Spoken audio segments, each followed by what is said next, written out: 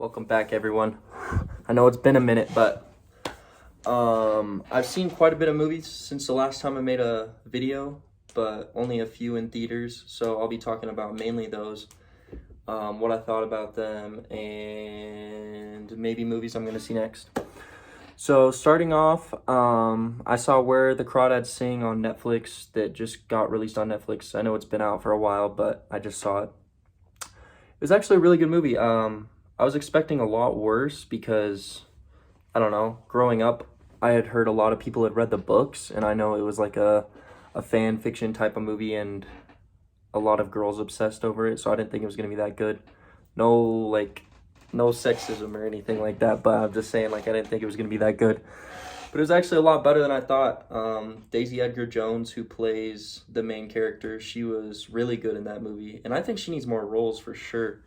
Because she's been a very good actor in the last few years, especially in Fresh with Sebastian Stan and in this movie. The next one was Bones and All with Timothy Chalamet. I don't know if I would recommend this movie to fucking anyone. The movie was dog shit. The plot has multiple holes in it. The idea of cannibalism in a movie is atrocious to me. I don't know of anyone who would willingly want to see someone eat another person live action on screen. I don't know, maybe you're a fucking freak. The only reason I saw this movie was because it was recommended to me by a friend, and it has Timothy Chalamet in it, so I was expecting something good. But the plot holes are too big to ignore. The story barely progresses at all, and it ends with one of the worst endings I've ever seen in a movie. And I didn't like the movie at all. I don't recommend it to anyone unless you're a fucking freak. The next movie was Amsterdam. That was also in theaters earlier this month and last month, but I didn't see it in theaters because, I don't know, I just didn't have time. And a lot of people were giving it bad reviews because, trigger warning, but the director, I think, was accused of sexual assault, so a bunch of people were boycotting the movie and stuff, so it was getting a bunch of bomb reviews, and people just didn't enjoy it as much. But I had really high hopes for the movie because it had literally the most stacked cast I've ever seen. It had Christian Bale, Chris Rock, Margot Robbie, Denzel Washington's son, Jonathan Washington, I think. Jonathan, I don't know what his full name is, but he's an amazing actor. He was the main actor in Tenet. So the story follows three best friends. They all meet in Amsterdam after JD's character and Christian Bale's character were in a war. They become best friends there, and then they meet Margot Robbie, who was a war nurse. They all become friends. They start doing art and stuff, and then Christian Bale's character goes back to America because he needs to see his wife again.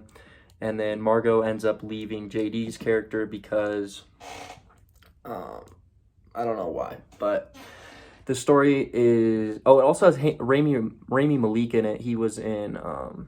he played Freddie Mercury. And he was also in the No Time to Die movie as well as a villain.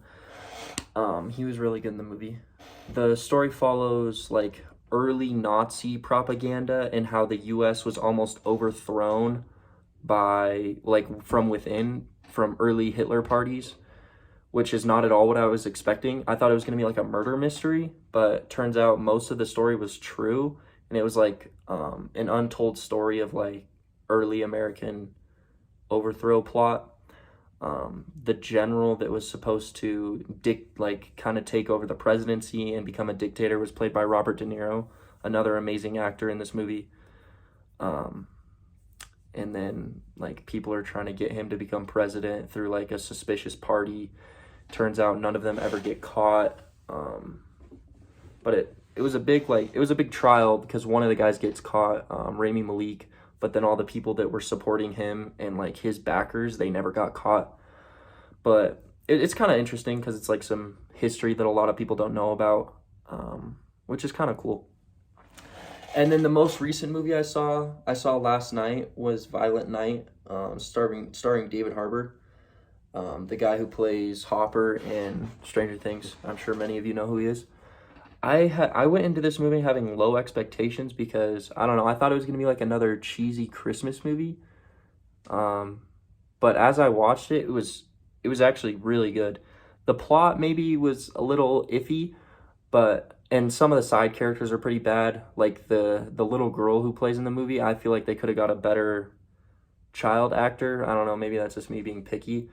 But David Harbour played an amazing Santa. Like, the plot of the story is there's a rich family.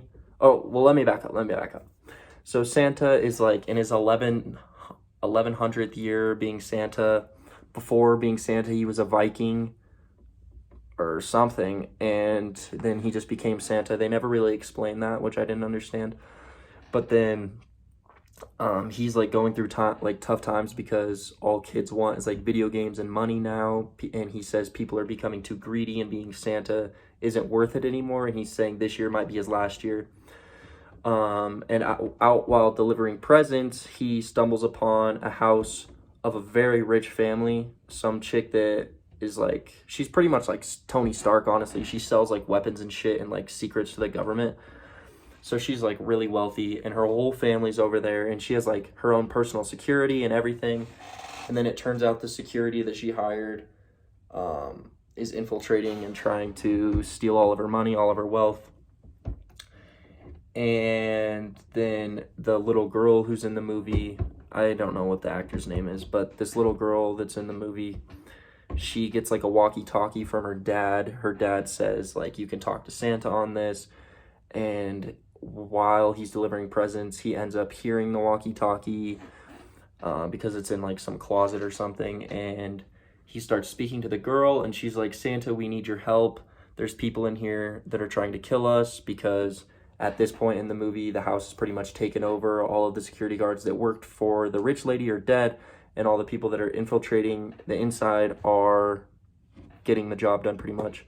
And the old lady has this big ass fucking safe in her basement where she keeps like 300 million in cash, which I have no fucking idea why you would do that, but that's where she keeps her money. And they try to crack the safe, get all the money out.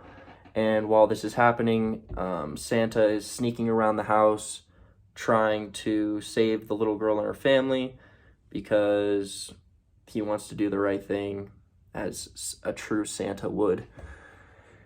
And he ends up saving the day. The little girl gets saved. He ends up getting like fucking shot a bunch in the end. And then the power of belief and the faith that kids and adults have in Santa brings him back to life. And it's explained by Christmas magic, which even Santa doesn't understand, which is another thing that I didn't really like about the movie. It was like, I felt like that was kind of like a cheap cop-out to plot holes, but that's besides the point. The movie overall was really good. I really liked it. The side characters, not so much.